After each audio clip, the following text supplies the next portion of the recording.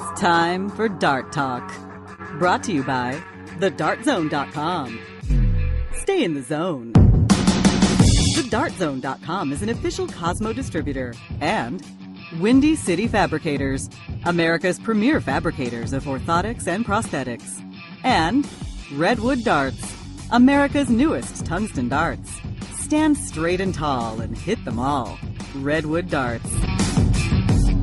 And now, here are your hosts, Mystery Mark and Steve P.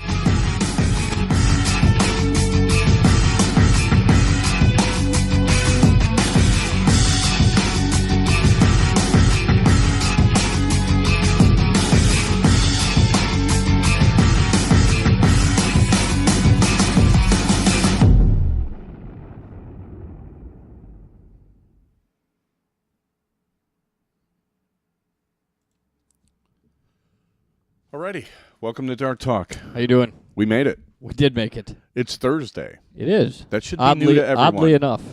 Yes. We have to apologize. We couldn't get into the studio yesterday. Yeah, we were shut down. So we are live on a Thursday night for the first time in, I don't know, probably 2 ever. years. We never did.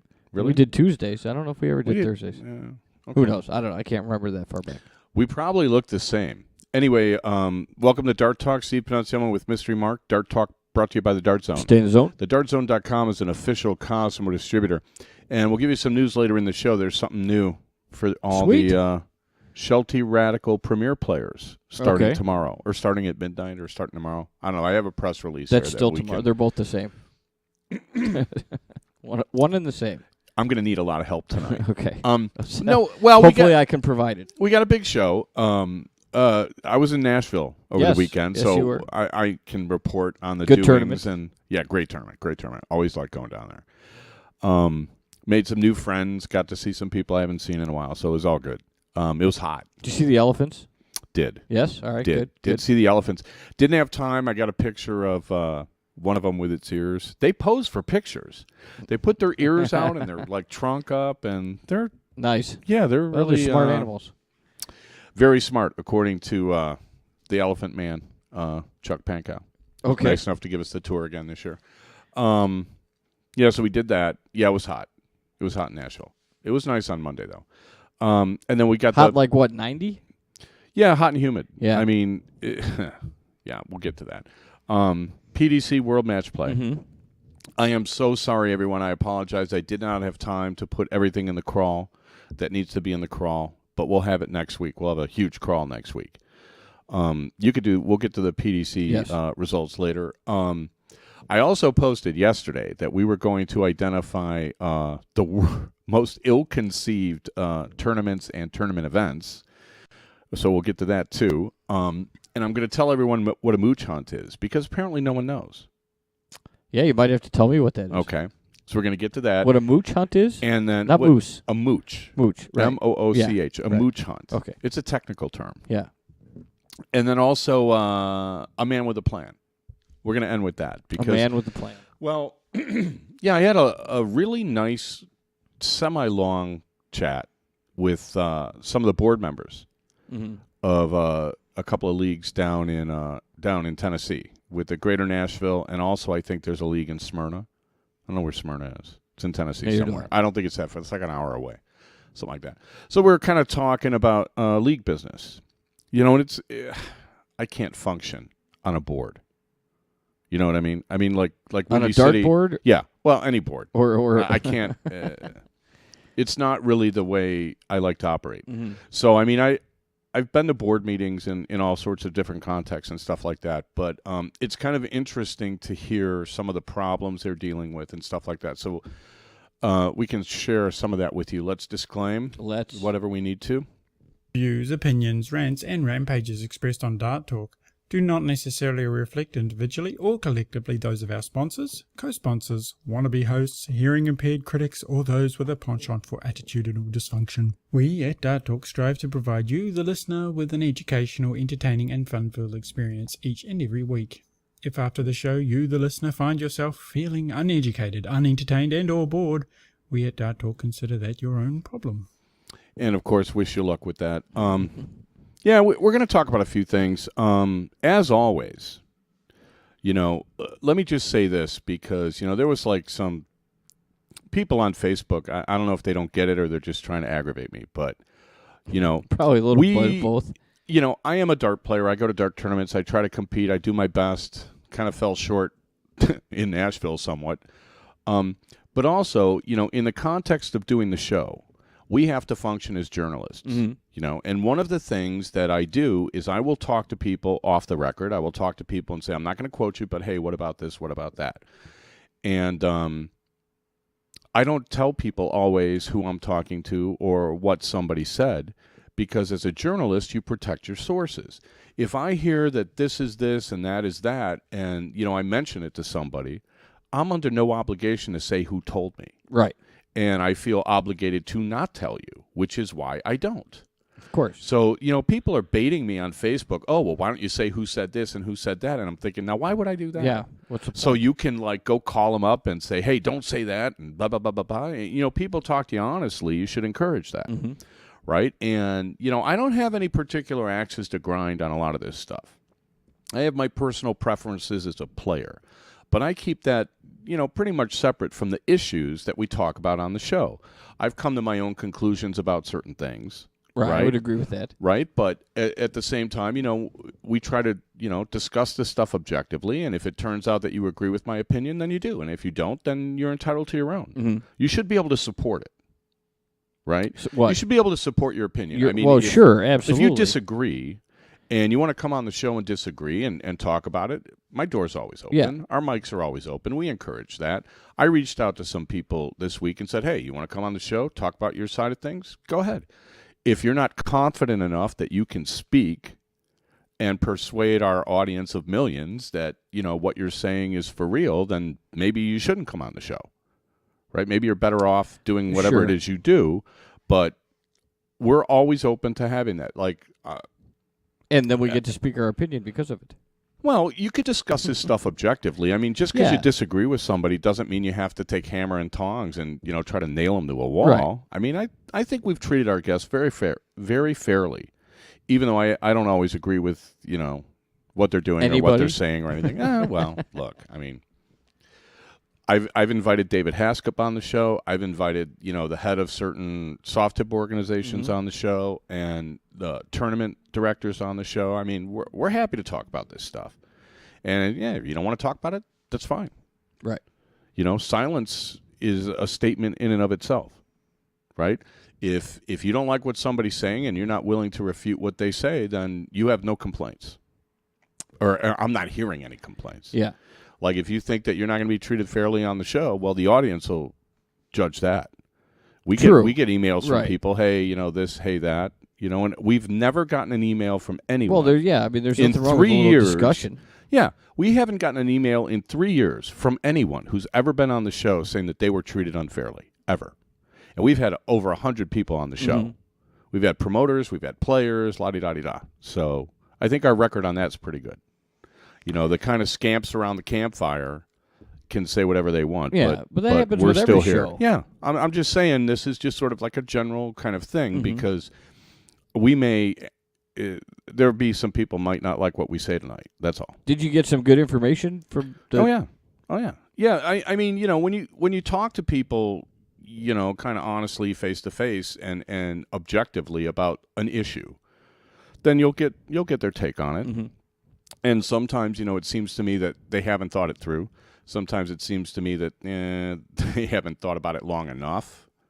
They haven't thought about it carefully enough that maybe they, should rethink it or, whatever. But anyway, that's where we stand on the show. We'll just add that to the disclaimer because let's get the PDC out of the way. Let's get the match play out of the way. We did the disclaimer, didn't we? I said that's our own disclaimer. Well, just straighten a couple of people out. So now we left off with what, the quarters? Quarterfinals started on Thursday. Last Thursday. Yeah. Okay, catch us up. The quarterfinals was James Wade loses to Simon Whitlock, 16-10. Yeah, I consider that a mild upset, especially 16-10. So good for Simon. Simon's getting it back together. Yeah. And the other one, Van Gerwen won 16-12 over Dave Chisnell. Yeah, that was another one of these things where I got to see that match, and I think, the minute Chizzy realized he could win, he fell apart. Oh, really? Yeah. And, he tightened up and everything, and, Van Gerwen's just in there, bombing away. But I think that was 12-12. Oh, okay. And Van Gerwen took the last four legs or something like that. And Chizzy kind of, his first start would miss by like an inch and a half. So, I mean, it was pretty obvious. Either nerves or fatigue. Something was getting to him. Mm-hmm. And, those stage lights are hot. And, the pressure of a, big TV match, and now you're in the top 8 of a major tournament against a guy that generally you think that you can't miss against, right? Mm-hmm. Because, there's something to be said for, a reputation helping you win a match. Yeah. We've all seen that. If you spend 24 legs and you've pretty much not missed and you're tied 12-12, and all of a sudden you think to yourself, well, I really, really can't miss now. I mean, you can just mentally put way too much pressure on yourself. Yeah, when these dart matches, when a good dart match gets in the late innings, it's kind of funny how things don't quite fly. Yeah, the same. exactly. It's like the fifth leg in a set. It's like all of a sudden, the score drops off. Guys are a little more careful because, and I like that. I like set play. I like watching set play. That's what I like about the World Championships. And they play set play so rarely. Which, by the way, the PDC in Kingston, Ontario is going to be set play. If you guys haven't signed up, I think you still can. Go to bullseyenews.com and go play. Go get in the Ladbrokes World Championship and make a name for yourself. There you go. All right. A lot of guys making a name for themselves in Nashville over the weekend. How are we on time? Because we're going to have to zoom through a lot of stuff. Oh, we got a lot of time. Okay, so finish the quarters. So here. okay, yeah. So Chizzy fell, and then the Friday other quarterfinals on Friday. Gary Anderson beat Adrian Lewis 16-8. Yeah, that's quite a pounding. That's a beatdown. Yeah, that's a beatdown. Yeah. Anderson hitting doubles should frighten everyone on the planet who wants to play competitive darts, because he's always scored pretty much at as will. Well as anybody. Yeah. And then Phil Taylor with another beatdown in the quarterfinals, 16-6 against Wes Newton. Yeah, I kind of, as I like to say to my beloved, Wes maximized his draw. Okay. Wes beat the guys in front of him, and then I don't know anybody who would have put much on him to Wes to Phil. beat Taylor with the kind of form that Taylor had shown in the earlier rounds. So, so Phil got through there. All right, so that left the semis. Van Gerwen beat Whitlock 17-13. Okay, you got me taking a sip there. 17-13, okay. And what was the other one? And Phil Taylor 17-15 against Gary Anderson. Yeah, apparently that was the battle of all battles. Match, you guys are going to have to go on YouTube and search that match and watch it, because apparently it freaked everyone out. It was so good. Did you? Yeah, I was reading about it. I was back and forth, and I mean, Gary Anderson hit like 3-1 ton 80s over more than Phil, and and they were taking out high numbers, 105s, 131s, and whatever they were, back and forth. And it seemed like Taylor constantly always had the lead, and Gary Anderson just kept coming back from 2 or 3 down, tied the match, and then just eventually lost. Do you remember what the averages were at the end? I do not. Okay. I could probably find them. Okay. Yeah, it's kind of funny. I like watching Phil take out the big outs. Nobody looks as confident, staring down a 164 or a 147 or, a 139. No one looks as good doing stuff like that as Taylor. Although I must say, Whitlock and Van Gerwen look pretty good on some of those. Right.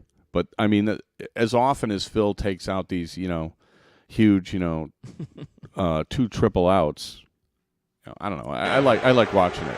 27 flag Phil to Oh, you're killing me. Well, I would. Game on. Yeah, okay. Because you're looking up the stats. Okay. Yeah, We're going to get, sued by the PDC now. You can't find Maybe them? I'll find them. Okay, well, maybe we'll get them after the break. So where did we leave off now? We had. So now we're at the finals with Van Gerwen against Taylor. Yeah, and apparently it was a steamrolling that I think Van Gerwen's going to remember for a long time. I think it was 11-2 was at one point. Yeah, that's what you said. And what did it, I don't remember what the final was. 18-9. 18-9. 27 flag Phil. Okay, so he that was hits the awesome. computer. But yeah, 18-9. So he went. He basically just threw the beat down on his main rival. We'll have to look at the stats on that. We got here a little late. There was a Cup game this afternoon. So, well, because Jill hasn't been to one for the whole homestand. Yeah. We missed all these games because we were in Nashville. And Jill's and I kind of was like, I need to get ready for the show. And she's like, I really want to see the game. So, because she was the champion of one of the events in Nashville, I felt like she deserved to get her way. All right. I mean, as I don't disagree. champion should get a little special. Well, treatment, plus you bought the tickets. Yeah, That has something to do with it too. I mean, it's Colorado. I mean, I don't. Yeah, it's still a game though. I don't know what we're going to end up with this team. At least you didn't have to see Edwin Jackson pitch. Really? You want to see me kind of throw up in my mouth a little bit in the middle of the show? Yeah. Okay, let's take a break. You're listening to Dart Talk with Mystery Mark Steve Panonciamo. We'll get those stats for you, and we'll be right back. Got a new commercial for you.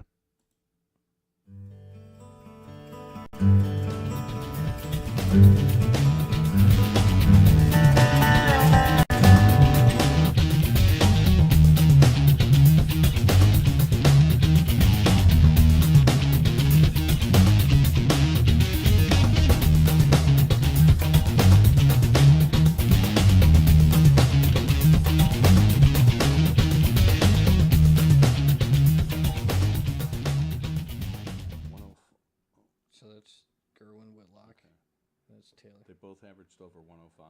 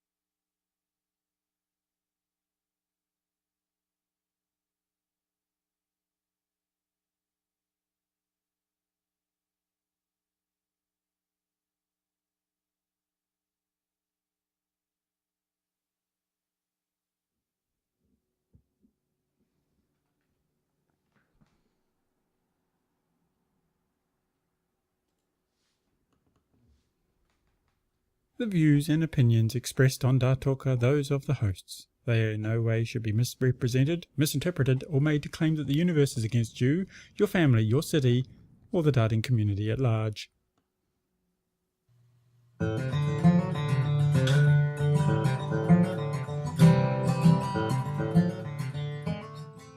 Okay, back for the second quarter of Dart Talk, brought to you by the Dart Zone. Stay in the zone. TheDartZone.com is an official Cosmo distributor, and also is participating in an event that's going to run this August, which we will have to get to. Let's wrap up with the whatchamacallit, the PDC Matchplay, Bet Victor Matchplay. Right. We have the stats from the Taylor Anderson semi that was so awesome. They both averaged 105 and some change. Yeah, so you average 105 and lose. I looked at He the actually stats. out-averaged him by, Point couple whatever. hundred, couple hundreds. Yeah, I looked at the stats real quick. The one that jumped out at me was Taylor had, is it 11 more darts 11, at a double? 11 more darts at a double. 11 more darts at a double, and ends up winning And he hit 2 more legs. He hit 2 more, and he hit 2 more doubles. Yeah, Obviously. I mean that's really 17, right. That's really the story, right there. And even though Anderson, had more, he outscored him. Yeah, it's timing. It's when did you get your ton 80s? And Taylor when had did you get those ton 40s? 6 breaks of throws to the 5. Yeah, so Yeah. he won by a break. Yeah. After 31 games. Close. It's pretty impressive, though. I would really like Could you to imagine just watching 2 people average 105 for 32 legs? It had to be awesome. Yeah. Well, I had to go to Nashville. Yeah. Right. Speaking of Nashville, since we're done here. Right. So, did we do the final? Well, Well, yeah. 18 it was such a beatdown. I mean, I'll have to. We'll just have to say Phil is still the man. Can you say that? Yeah, well, I mean, he's not going anywhere. I mean, he's not the reigning world champion, which isn't new these last few years. Mm-hmm. Since we've been doing the show, he hasn't been doing. I think he's only won one world championship, but Adrian Lewis has won 2, Van Gerwen won 1, but I mean, week in and week out, tournament in and tournament out, who's the man? Phil Taylor. Well, he's one of them, right? I mean, yeah. Van Gerwen's there too. Some of his quotes, kind of, made a lot of sense. He said he hasn't been playing good darts. He's figured some stuff out. His equipment's good, and he's like, basically, the way he threw this weekend, he basically said that everybody that knows that he's back, that they're going to have to play well to beat him. Well, I think they already knew that. He always puts in these plugs like, thanks to, my sponsor for, tinkering with my darts and everything. And I don't know about that. I don't know. He's so good. I mean, and these minute little changes that he wants to feel comfortable with his darts. I mean, I don't know what to make of that. Yeah, I don't either. I know he's the best dart salesman in the history of dart salesmen. I mean, How many people have a set of Phil Taylor darts? Practically everybody I've ever met, I think, at least has one or a knockoff or something like that, right? Mm-hmm. So I don't know. I mean, I don't like his new darts. Oh no. I think he should have went back to the straight barrels, but who am I to say? Right. Well, it keeps winning like this, and well, but I mean, he started out with this company at the beginning of the year, and now apparently all's great. But he did this last year. Last year, he was on this roll in the summer where he was just beating everybody. But then come the World Championships, he struggled and loses to he lost to Bully Boy. All right, so I don't know. It'll be interesting to follow. We like following the PDC. We like treating darts as a sport. Yeah, you were asking about Nashville. So right. you said it was a good time. Yeah, I mean, you didn't play poorly. Well, no, I didn't. Well, it was weird. I mean, it was hard for me to assess my own game because I played so poorly in spots, but then well in others. It was a very schizophrenic dart game that I brought down to Nashville. Schizophrenic within the framework of a match where I would throw a 13 darter, be on an 11 darter, and all of a sudden be unable to hit anything for 5 minutes. 21 darts? Yeah, and then lose the next leg. I had one match with this guy, Justin from Georgia, where I was just ripping along. I was playing fantastic. And I was like, I can win this. If I play like this, I'm going to win. Or I can win. I never say I'm going to win. But I can. If I play like this, I can win. And then missed 9 darts at a double. And then he started hitting more. And all of a sudden, it's 2 legs to 2. And I lose the diddle, and I'm like, wow. What just happened? Well, yeah, and then we threw identical darts going downhill to the point where he was on 171 and I was on 181. And he had a bad round on the 171, and I threw like a 105 to leave 76. Fat 20, outside on the 18, and he has a whack at 80 to win it and missed the double 20. Oh, really? Yeah. And I'll tell you, I fist pumped when I parked the double 18 because I wasn't sure I could hit another double. That's how bad my confidence is right now when I'm playing. It's like when I'm playing well, I'm surprised. When I'm playing bad, I'm kind of like, okay, well, I should be playing bad. Mentally, I'm a mess. That seems weird. When you're playing well, you're surprised. When you're playing bad, you're okay with it. Yeah. It was so weird, and like I lost. So you got to get used to playing well again. Well, yeah, and playing it, playing. Just playing. I kind of figured it out by the end of Sunday, but so Friday I lost in the top 16 of the pro singles, which is an early exit in my mind, to a fine player who made the final, Tim Adams from Florida. He's been on the show. He won the most outstanding performance when we gave him credit for the cricket singles at the Glen Silva, but. I lost 3 legs, and I had a whack at 65 in one of them, where I didn't even give myself a shot at a double, whack at 36, and a whack at 56. I mean, I had like pretty simple finishes that I blew in that, and then in the top 8, I kind of, of the 501, I kind of lost my mind and got absolutely annihilated by Danny Baggish. But it was a focus issue more than anything else, where I couldn't I couldn't tune out what was going on in the dart hall, and I let that affect my performance, and that's on me. And I don't understand why a top 8 match you have to have 4 women on the board next to you who throw 3 darts and talk for 10 minutes, but I should be able to tune that out anyway. Right. But when there's 9 open boards just to the left, right of you. around the corner, Yeah. I'm not sure quite why you're not spacing them out. There's oversight on somebody's part, maybe. I don't know. You know, it was weird. The event, the tournament was well run though. Good turnout. Yeah, great turnout, fantastic field, best field they've ever had there.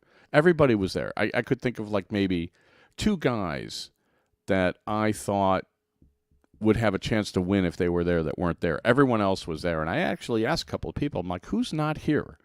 And they're like, no one.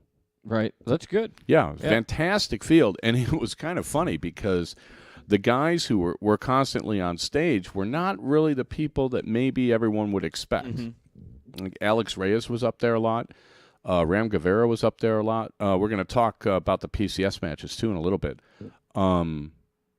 Danny Baggish was up there a lot. And then the names that you expect, like, you know, Jimmy Widmer and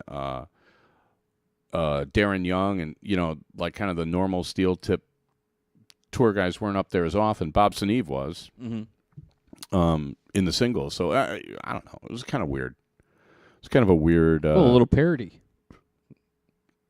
Yeah. That's good. Well, and there were a lot of, you know, you wander around the dart hall and you talk to people, and there were a lot of guys who, like, blew matches. Mm-hmm. And, I mean, blew them badly.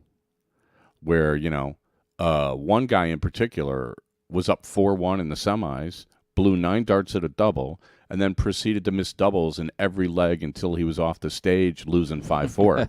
I mean, that's a tough beat. Yeah. That's a tough beat. The cricket. You told me about the cricket one. The guy needed 34 points. Miscounted. Yeah. And actually thought he needed a triple, and he only needed like a fat 17 and went for the triple 16 because it wasn't blocked. Right. And then was a point short, and his opponent comes up mark. single, triple, and game's over. Game over. And I was just, because I was around, I was watching, you know, watching from far away, you can't always tell, you know, what people are doing. But in cricket, you could see the X's and O's and kind of like get a sense of who's ahead. Right. And I'm like, the guy's down 4 numbers, and this guy just closed the bull. He's finished. Goes up, close. Guy goes up there. You know, I'm like, And well, he just... why is Ralph going back to the line? was countered There's by no one. way on earth. And all of a sudden, they're shaking hands, and I'm just like, okay, I got to find out what happened. I got to find out what happened there. And then the women, you know. How'd Jill do? Oh, well. Which you kind of gave a little Jill won the spoiler alert. women's Saturday night draw. All right. She beat a team of Stacy Bromberg, and I can't remember who her partner was. Mm-hmm. And I believe they dropped the first leg. They were playing, I think they were playing 0-1 cricket choice.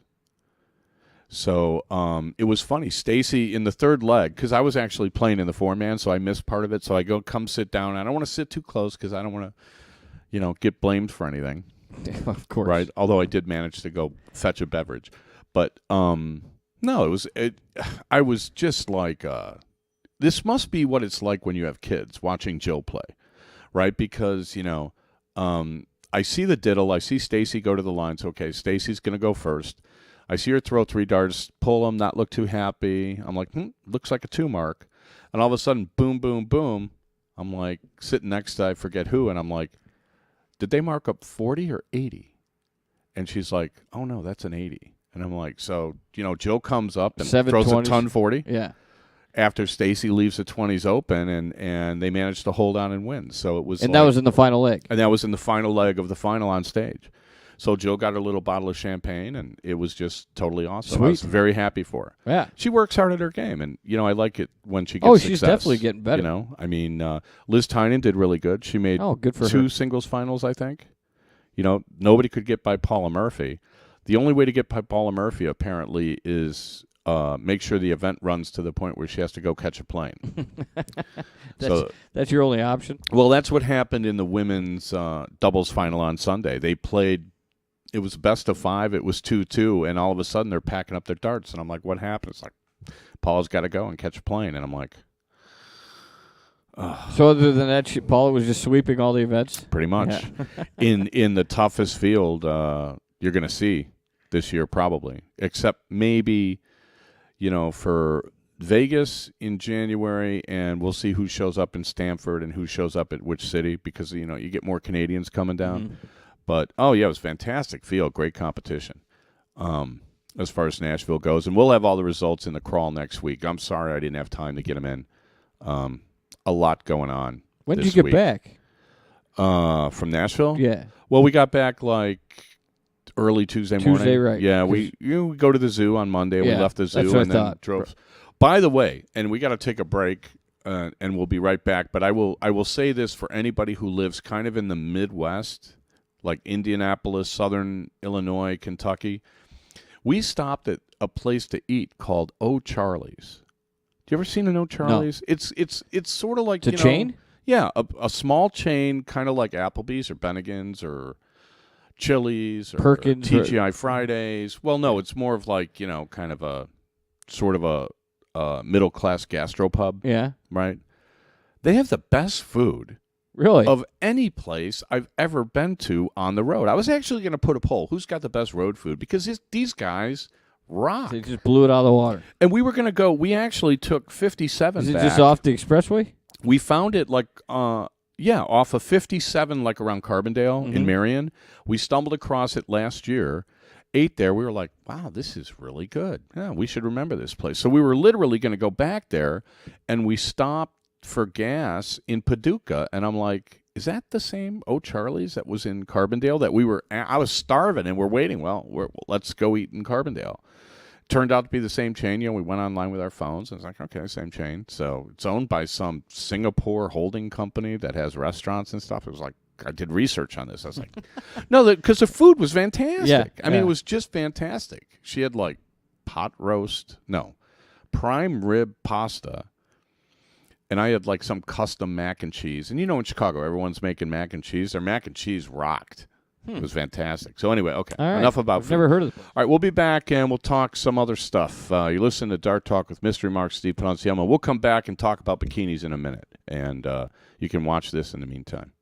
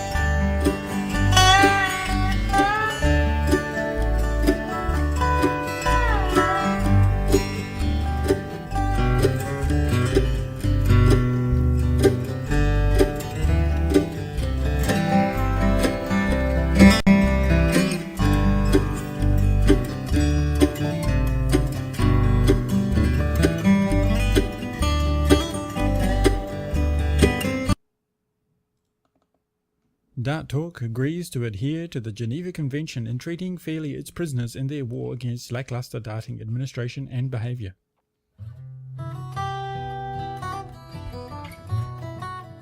Okay, back for the second half of Dart Talk, brought to you by the Dart Zone. Stay in the zone. TheDartZone.com is an official Cosmo distributor, and also is involved in a new month-long ranking tournament that is available for Sheltie premium players. TheDartZone.com is putting up over $1,000 in prizes, including a bonus prize of a set of Cosmo titanium shafts, which are awesome, I might add. Those shafts will be awarded to one of the players who play at least 40 games in the ranking tournament during the month of August, which starts, Tomorrow. midnight or 11 o'clock, Yeah. well, whatever. Starts right away. Go play after the show. And the drawing will be conducted live on Dart Talk in early September. So all the qualified players, we're going to do a drawing and see who wins the shafts on All the right. show. That's All pretty right. cool, huh? In September.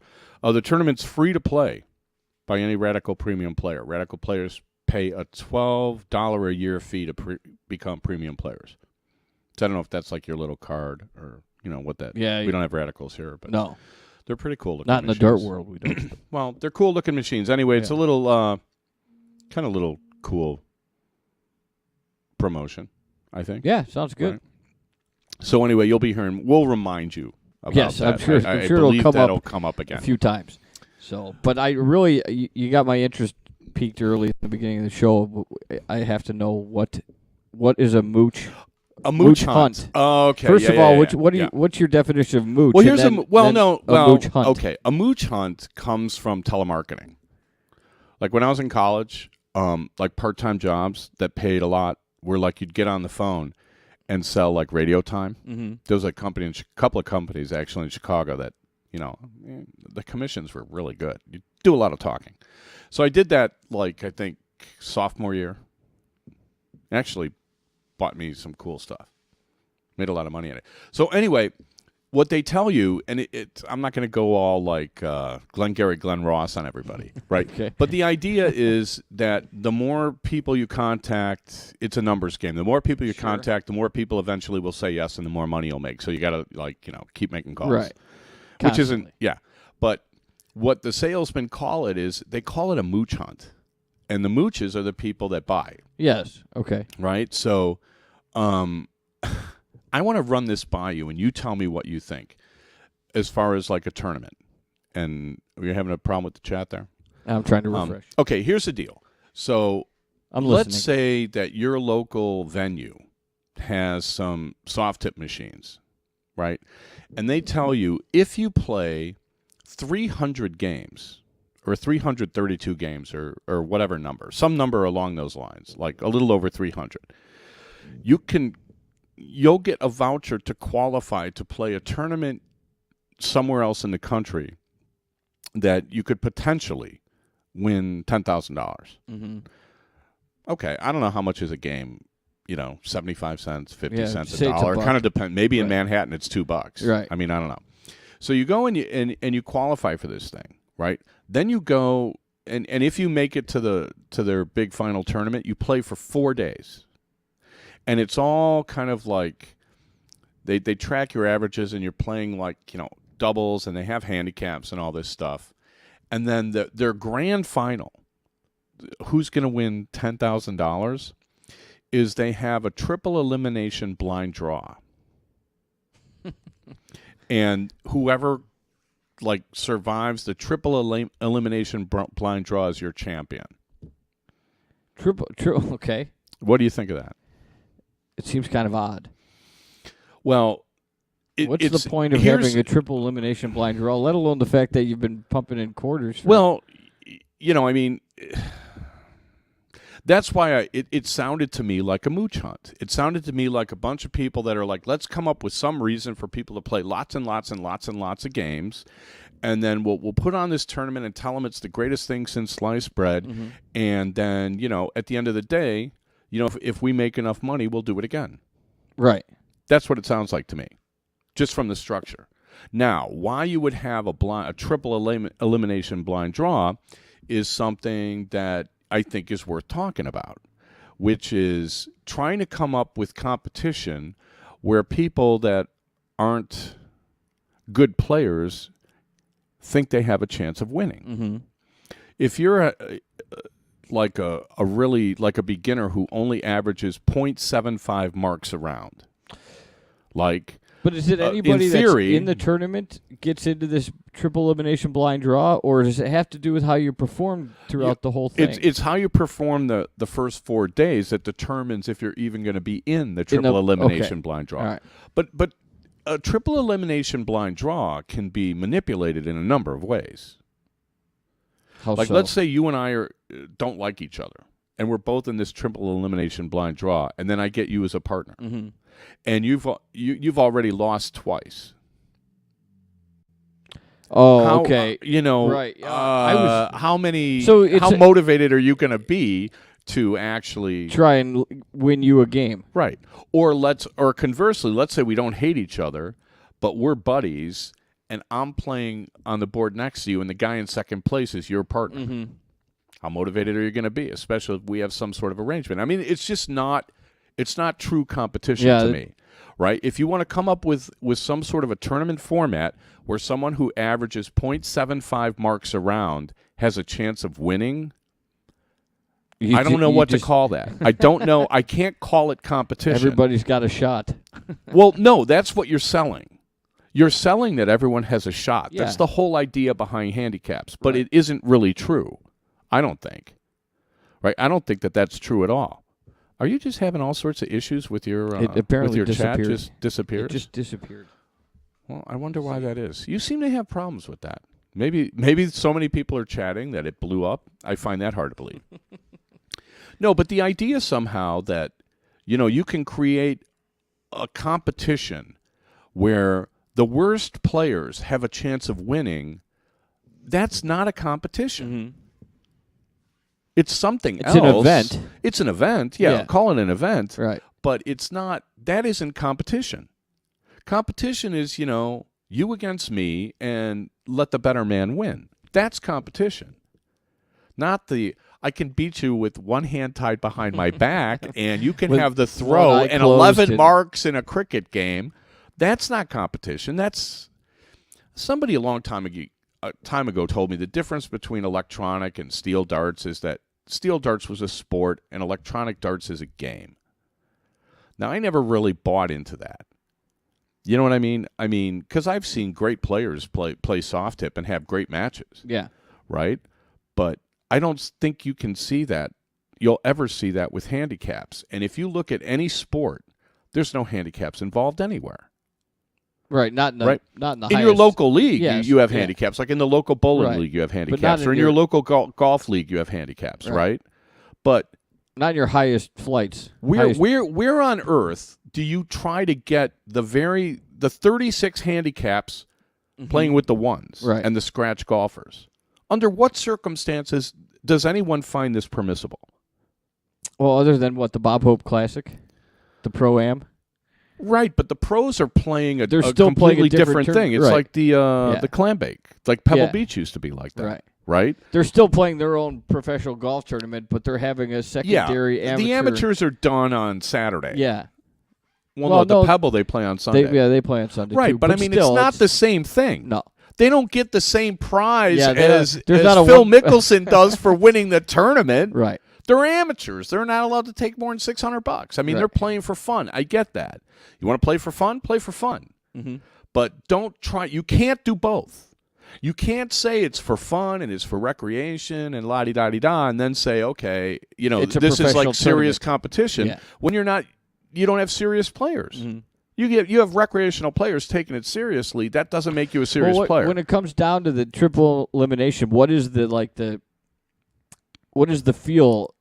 Are the pros into it, or is it just more like fun to them too? Or are they just out there going, Well, look, I mean, I don't want to get too specific because I don't want the pros that I talk to get hammered by anybody who's unhappy with anything I'm saying. But let's just say we'll see how it goes this year, right? And the only thing I want to talk about this is I think it's an ill-conceived tournament. Is it a popular event, though? I mean, do they get a lot They've had it once. Oh, okay. According to the promoter, promoter. There's another thing I want to talk about. Just because you put on a dart tournament and you're trying to make money off of it, don't call yourself a promoter because you're only promoting your own stuff. Your own pocketbook. Right. I mean, you're not promoting darts. No. Like if I run a tournament that's $55,000 to enter and the winner gets $100,000, am I a dart promoter? No, I don't think so. You're a brilliant businessman if you get people to do it. Right. Okay, but you're not a promoter, right? I don't consider that a promoter unless your idea of a promoter is people that can fleece somebody like Barnum and Bailey. Mm-hmm. There's a sucker born any minute. Are you a promoter where, hey, look how many people I scammed into playing in my tournament where they have no chance of winning, and look how much money it costs them to play this tournament that they thought, it cost them $800 to play and it's $10,000 to one winner. Yeah. Really? But they don't. And if they keep coming back, maybe then you are a promoter. If you can get all these people to come back year after year after year and pay $1,000 or $800 to play in a tournament they have no chance of winning, and 1 year out of 7 they break even, then maybe you are a promoter. Mm-hmm. Maybe I'm not a promoter. I thought the PCS, Well, you're right. was a promotion. But Damn good con artist. Carney Carney hypnotist Carney or hypnotist, something. yeah. 2-bit Carney hypnotist. I look at this stuff and I'm like, why on earth would you play this? I have a hard time talking myself into playing anything that's like, diddle every leg best of 3. I Well, don't sure. think that's very good either. But I mean, I'm listening to all this stuff and I'm looking at this format and I'm like, you've got to be kidding me. And how many players do you think they'll have? 300 something games. What is that? 30 blind draws? So you're going to literally go someplace and play 30 blind draws. Right? So 30 Saturday nights you're going to spend to go to one God, tournament. that's worse than What a is that bowling really league. cost? What is that really costing you though? Yeah. And when you think about, the expense of going out on Saturday night, it's got to be astronomical in comparison to what you can expect realistically to win. Sure. Oh, yeah, absolutely. I'm just like astounded anyone does it. 30 I'm astounded anyone does it. I understand that if the closer you live to the venue, the more you want to see this tournament happen.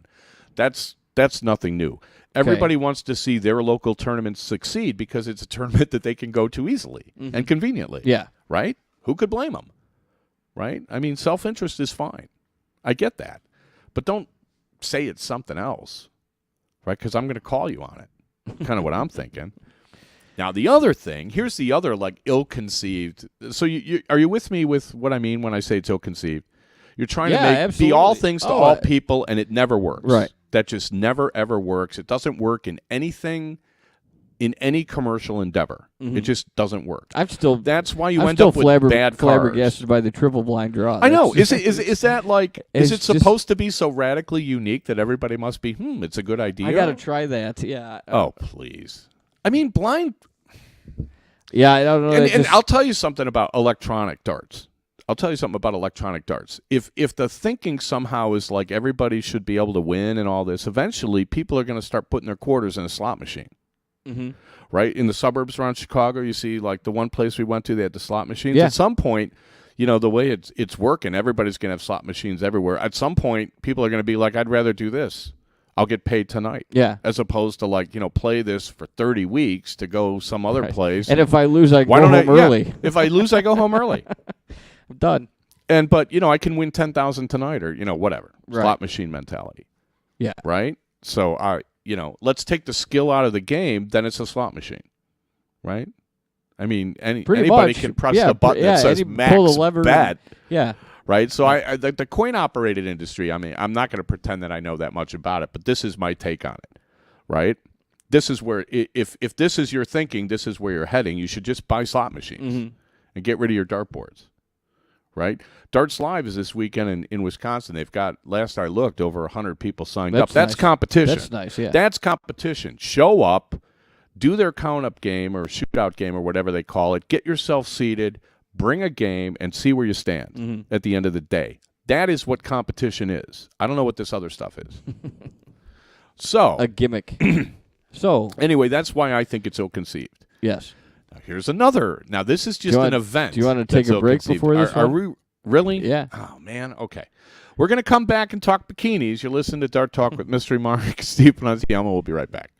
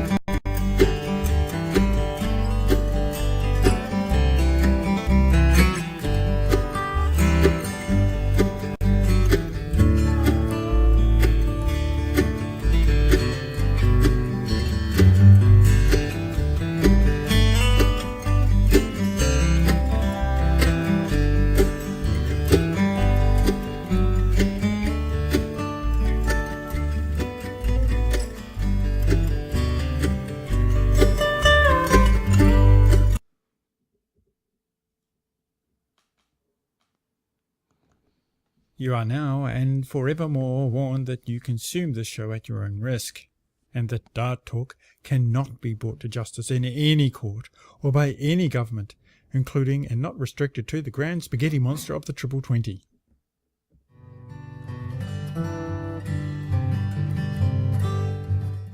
Okay, back for the fourth quarter of Dart Talk, brought to you by the Dart Zone. Stay in the zone. DartZone.com is an official Cosmo distributor. Also, many thanks, Windy City Fabricators and Redwood Darts. Okay, we got to talk bikinis.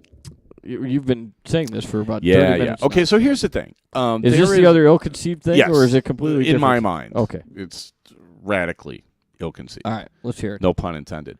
No, there's a major soft-tip machine maker who is adding a new event to their string of events that they hold around the country, or their string of tournaments that they hold around the country. They're adding a new event called the Miss Whatever, like Miss America, only just insert the name of the company's tournament. Right? Okay. Where they're encouraging women to play a 301 open-in, open-out event in a bikini or a swimsuit. Mm-hmm. And those are the requirements, that you have to play in the swimsuit. And then they want you to send pictures to them, I'm assuming, so they can promote it. Sure. And then when they play their big final, year-long final tournament, apparently, these women, all the women who qualify will come out in swimsuits and play. That's the theory. The swimsuit winners split $300 for the event. Oh, really? Yeah. Oh, well, how great is that? How many quarters they got to put in? Well, I don't know. I'm assuming not too many. I can't imagine 3,000 women dying to play a dart tournament in a swimsuit, but I could be wrong. I don't think I am, but I could be. I've never seen so many people agree that this is a horrible idea sounds in quite a while. Stupid. It sounds really dumb. Well, okay. Why do you think it's dumb? What's dumb about it? I mean, what's next? That they're going to make it a wet T-shirt contest while they're playing darts? I mean, they're going to spray them with 3 years. If the participation is so great, then 3 years from now, they're going to be out there with a watering hose and spraying them as you're trying to throw a dart. I was racking my brains. Was Charlie's Angels like 40 years ago?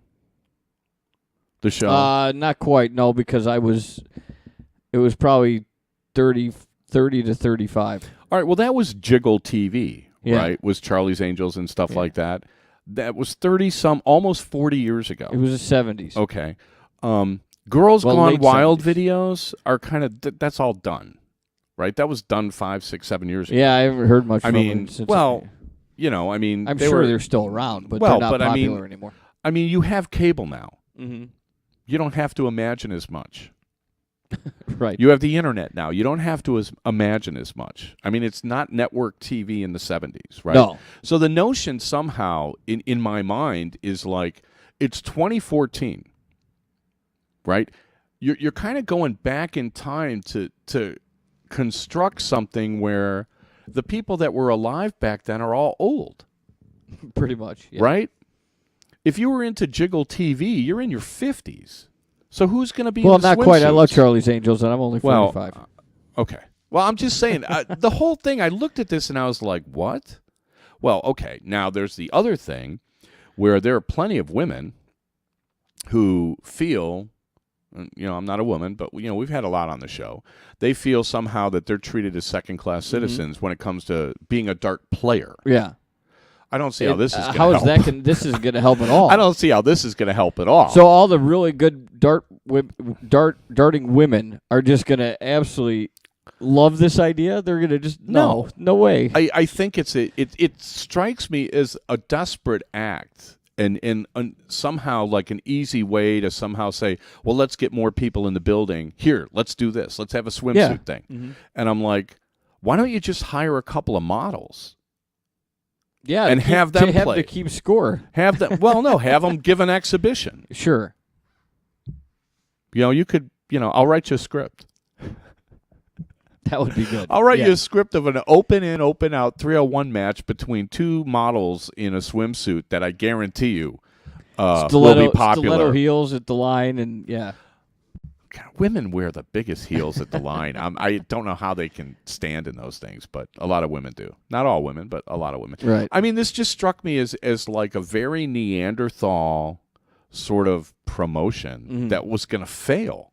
It just has to seems fail. like where again, I want to treat darts Where as they we try to treat darts as a sport on the show. If there are actually people that, conceive on board tournaments to and this? run Yeah. tournaments who thinks darts is not a sport and think that, the darting women should be exploited. Yeah, that's just wrong. I'm just sort of like, if I was a woman, I'd be so insulted. Mhm. Right? We're talking about how to get more money into women's darts and how to kind of promote it and stuff. Not even being a woman, just it's insulting to the sport. If they had a guy's 301 tournament where you played in a Speedo and it was open and open out 301, would you play? Yeah. Even if you could win $150 if you won the event, would you play? No. Why? Because it's kind of degrading. And it's degrading, and it degrades the entire sport. Everything. It degrades the sport because it's like it doesn't matter what darts you throw; it matters what you look like. Yeah. That is so against what darts is all about. I'm just astounded. Even the PDC guys, the guys in charge of the PDC, one of their selling points is like, look, we're not movie stars. We're just down-to-earth, ordinary people, and this is our sport that we love to play, and come watch us play. Look how good we can do this. That's what a sport is. Mm-hmm. I don't know what that is. I think it's worse than triple elimination blind draws, but I mean, you got triple elimination blind draws, and then you have like swimsuit events only for women, open in, open out 301, and I'm like, what are you guys trying to do? Is this the same event, or is it the same company? No, this is like, these are actually competitors, I think, really? or something, Oh, or so whatever. I mean, I'm just sort of like, then you have Darts Live, who spends $100,000 to put up this fantastic stage in Vegas for their World Finals, and they spare no expense to put on a sporting event. And then you have this goofball stuff, and it's like, which is it? What are we doing here? Yeah. Right? It's nothing about soft tip or steel tip. I mean, if a steel tip did this, I'd say the same thing. I'd say, what are you, nuts? Yeah, well, you could only hope that these two things are going to fail and that they're not going to do them again. Oh, well, not just fail. I mean, I really think it's time to start looking. I mean, and we've said a long time, the players have no voice. There's no players' union or something. Can you imagine what a players' union would say about a knucklehead idea like this? Well, I mean, it's like lingerie football. It's kind of the same stupid concept. But do you even watch that? No. It's how stupid and is it went away. Yeah. It was somebody thought it was a way to sell beer, Right. and it failed It stuck miserably. around How's for lingerie darts going to work? Yeah, it stuck around for 2 or 3 years or something. You couldn't get people to watch lingerie football on Super Bowl Sunday because they'd rather watch like Irv Cross. Yeah. There I'm dating or myself. the Puppy Bowl. Or the Puppy Bowl, or, whatever pregame, like, talking to, the cheerleader's mother saying how hard she strived to, like, find the right size pom-poms. Whatever. I mean, it's just kind of like, are you kidding me? Yeah, We try to treat it like a sport. We're doing, like, PDC results, and then we have this. Yeah. Okay? It's pretty crazy, man. Well, look, I mean, if you want to host an event where people are just going to have fun and But it's friendly just like- competition, that's great. Right. I mean, I'm all for that. It's just like, I don't know how to treat this. Mhm. It can't be the same. No, it's if not. this is darts, then that isn't. Right. You know what I'm not. saying? It's- Are we playing darts here, or are we doing something else? No, they're not playing the sport of darts. They're just using the act of darts as a way to promote, or bring in cash or Yeah, get what people do to- they think people are going to come to watch? Is that their idea, that they're going to like plaster pictures of the swimsuit Right. girls and say, "Hey, come look at the swimsuit girls at our tournament"? watching them throw darts. They're not going to get a soul. No, Nobody's I coming. can't- I Nobody's can't coming imagine- for that. And No. to be honest with you, if you try to get local media to cover your event, and this is what you have to offer, There's not a chance. you're going to get laughed out of the building. It's 2014, okay? Yeah. It's not 1978. I can't imagine anybody looking at a flyer and going, "Hey, dude, we have to go to that on Saturday and watch these women in bikinis play darts." There's no way. I mean, I like to think that I talk to a lot of people, I chat with them online, send them text messages, whatever. I didn't find one woman who thought this was a good No idea. way. Every woman thought it was terrible. One woman actually said, somebody needs to just start a tournament the same weekend as these guys. And let's just finish them off once and for all. I mean, seriously. I mean, they're upset. Now, the funny thing is when darters get upset, they gripe and stuff, but then they end up doing the same thing. You know what I mean? I mean, Yeah. it's like, blah, blah, blah, and then they show up. And it's like, if you keep showing up, it's not going to change. Right? True. There's no voice for everybody. There's not like a women's players association that can go and say this is ridiculous. I mean, what about the Masters? Who was it? There was some woman in the parking lot of the Masters about something. They didn't have a This women year? member or something or Oh, whatever. No, she's staging protests. Yeah. She was basically ignored, but then quietly 2 years later, here we have a woman member now. Okay. Yeah. Happy? Well, she actually did make news, but yes. Well, Yeah. no, she made news, but I mean, it didn't put the tournament in a very good light. No. And they don't have women playing anyway, so what do they care? Women play darts. Last I looked, every tournament I go to, there's women. So let's insult them all and see what they say. Exactly, Is that what we're Apparently thinking that's here? what they're striving for. They put out a flyer and everything, and it's I'm just sort of like, you got to be kidding me. Yeah, that's. You have got to be kidding me. Anybody who takes the sport seriously, any woman who takes the sport seriously has to be so massively insulted by this company that they should literally Never play. well, at least not their machines That's what I mean. or whatever. I mean, there needs to be some sort of organized response to this, or what's next? Yeah, because otherwise they're going Mirrors on the floor? What's next? They're going to keep coming up with the next harebrained scheme.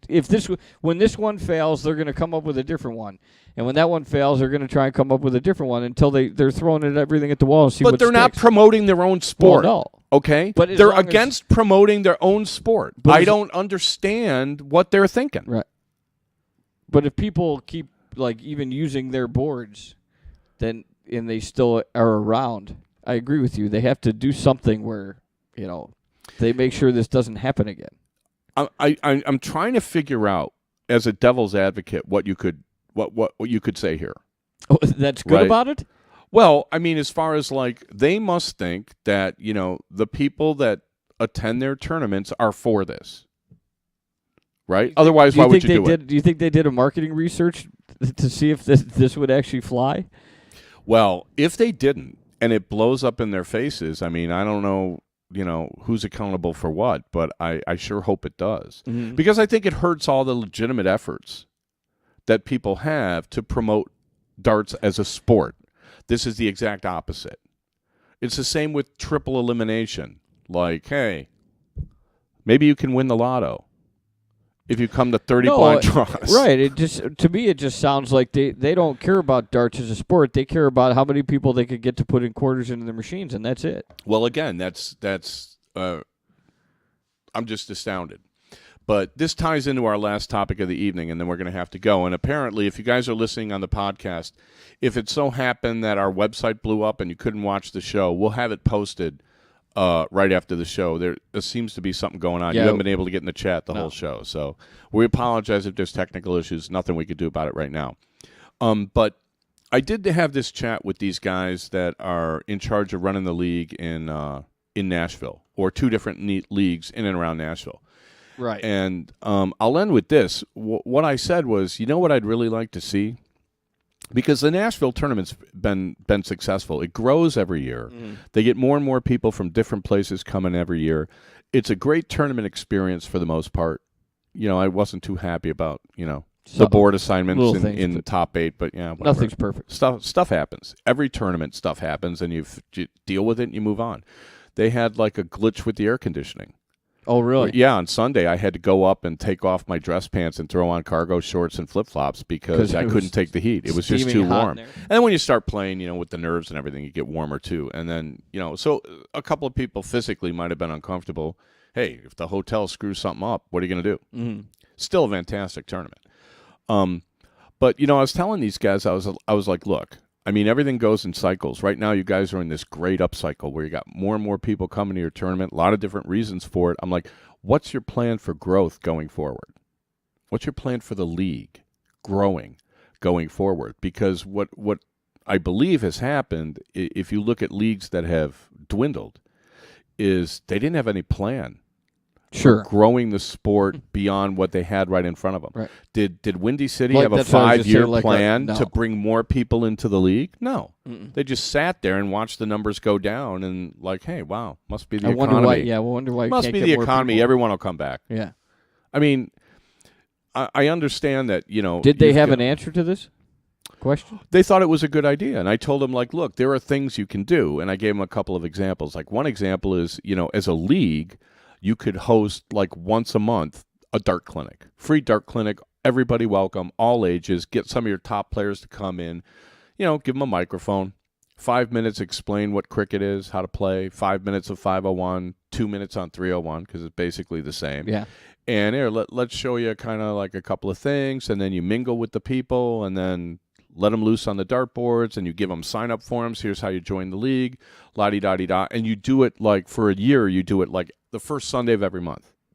And then you get it out there, and you put flyers up everywhere so that, the first month you might not get that many people, but as word kind of spreads and stuff, if you're there every week, eventually you'll get more people coming in, and you'll raise the awareness of the fact that, yes, there are darts, right? Mm-hmm. Which is the hardest thing to overcome because, you don't have big media exposure. Right. You don't have newspaper articles like they do in Europe. You don't have TV shows and all this stuff. Which, by the way, apparently I got an email from somebody. They're showing the World Championship on a channel in Colorado this weekend. So set your DVRs if you're listening to us in Colorado. It's not here in Chicago. All right. So anyway, that was one example I gave them. And I gave him a couple of other examples about how, get a team of all-stars, get like the 4 best players, and then park them somewhere once a month, this venue, that venue, this venue, that venue. Hey, free dart exhibition. Put a big banner out in front. Free dart exhibition, Sunday, blah, blah, blah. See who stops by. Mm-hmm. I mean, you work in a bar. Can you see people coming into Will's for something like that, or at least watching something like that if you put it on? I could, because there's enough people that come in over the weekend and purposely they're obviously to have a good time and hang out, but they're there to throw darts too, just even amongst friends. Sure. We're going to drink some beers and throw darts. So I could totally see those type of people that live in the neighborhood, if they see a flyer like that, go, yeah, I'll go check that out. But how many are aware that there's more to it than that? How many are aware that there are organized leagues and organized tournaments and professionals? Professionals in quotes, but you see what I'm saying? I agree. I would be, like if I talk to some of them and it's like, well, yeah, I'm in a league, and they're like, you're in a league? Yeah, people don't even know that there's dart leagues. Yeah. I mean, they totally fly under the radar practically everywhere. I mean, maybe not New York, but pretty much everywhere else. And you're only getting like family and friends. And if you look at the youths coming up, most of the youths are from dart families. Yeah, right. 2nd, 3rd generation darters or whatever. I mean, these kids got nothing to do. right. They could get good in a hurry. Yeah. But I'm just saying that as you raise the awareness, the rising tide lifts all boats. This kind of thing, I think, can help in terms of like what growth plan does your league have for this year, for next year, for the next year, for the next year. You can do stuff so much more cheaply now. What's the state of your website? Right? What's your Facebook page look like? How often do you update it? How often do you push stuff out? How big is your email list? So on and so forth. All these like obvious kind of things that, are labor intensive and take time but don't take a lot of money can all be done by pretty much every league there is. Mm-hmm. And who does what? I mean, they're all bad at it. Right? I get a flyer from some company about the Illinois State Championship. I read the flyer. I'm like, I'm not even qualified for this. And where'd you get my address? Because I don't play in their soft tip league. So why would I? And I'm just sort of like, somehow you're on a register of a dart player. I know how they got my name, but I mean, it was like they didn't get my name from me. They got my name from someone else and just decided to send me something. And it's like, this is your targeted marketing? Right. Really? Well, then it's a waste of money if you're not even qualified for it. Yeah. Well, again, bulk postage. I mean, it's just more junk mail. Yeah. But I'm just saying, it's like everybody can do this. And it's going to be way more effective if you do it that way than putting on a Miss Swimsuit contest, which is just... Well, that's not going to raise awareness for the league darts or any dart anything about darts. The only theory All I that's can gonna think do of is make is it like worse. they're trying to get 18 to 25-year-olds playing, and they figure this is going to bring them in. And I'm like, have you been to a dart tournament? You're always busy playing your own event. You don't have time to watch the women play, and it's like, unless you're getting like girls off Sports Illustrated, I mean, how many people are going to watch anyway? But even if you say they You've had never just, seen a woman in a bathing say they suit just before? had beautiful women in bikinis playing darts, and you'd never played darts, would that actually make you want to pick up the game? No, it'd make you want to pick her up. Right. Yeah. It doesn't, has nothing to do with it darts. Doesn't have any. It doesn't give you any interest to going, oh, you know what? I got to join a league now. That doesn't. It doesn't do anything. I'm just astounded. I'm just astounded at the way There's people no are redeeming looking at quality this of it sport whatsoever. And I'm sort of like, what can we do about it? I mean, we can only do the show. Yeah. You know, I mean, it's like, yeah, you don't like my opinions. I don't really care. But at least we're talking about darts like a sport. And what are you doing? Mm-hmm. You're talking about darts as a way to enrich yourself, or you're talking about darts as if it's some, you know, the women don't matter and let's just exploit them and everything is hunky-dory. I don't get that at all. No. Anybody's welcome to come on the show and refute anything I'm saying, but good luck with that, because I'm fairly convinced. Yeah, I mean, that well, I know what I'm talking about. If they want to come on the show and give their reasons why they think this is promoting the sport of darts, have at it. Yeah. Anyway, the plan for growth, though. Every league needs to have a man with a plan. That makes sense. Every league needs to sit down, and you don't have to do it on any big grand scale, but every league should be looking at, like, we have 5 good venues. How are we going to get 6? Just from watching the downfall of the, we have 100 league. Our league is just. And what efforts have you ever seen? Do they have an instructional league?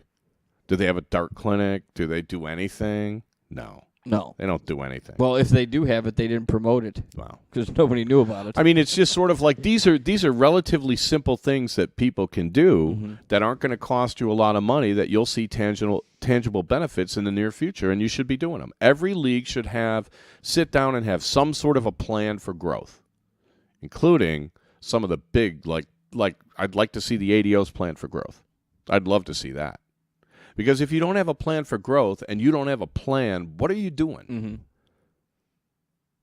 Well, you're sitting there treading water, taking punches, rolling with the tide or whatever until you sink. Right. So and you're doomed. You hope to stay afloat as long as possible. I guarantee you the PDC has a plan for growth. Look what they've done. Even the BDO started, and I forgot to put it on the Facebook page for Dart Talk, but they started like a BDO youth thing. Mm-hmm. Well, okay, it's 2 years behind the PDC, but okay, at least it's something. Right. Where now you can like get the youth to sign something saying they won't play in the PDC thing.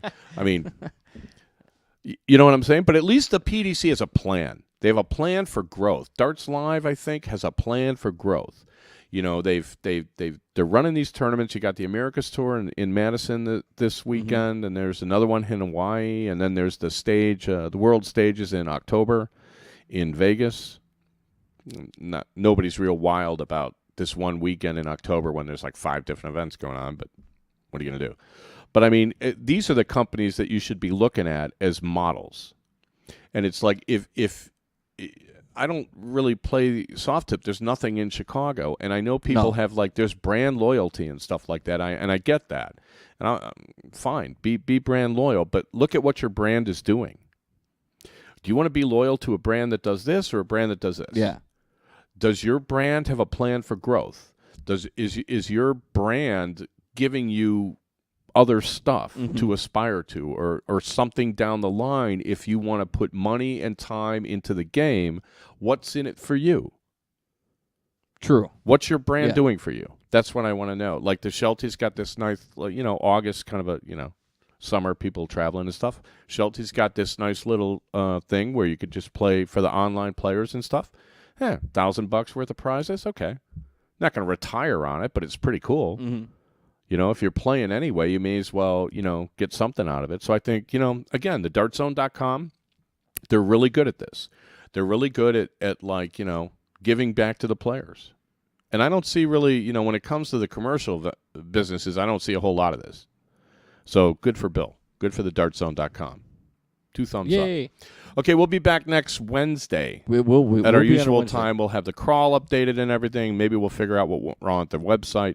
If you're listening on the podcast, we'll have the video up on YouTube probably, late Thursday night. Until next week, you got anything? No, I think that's it. Okay. I'm good.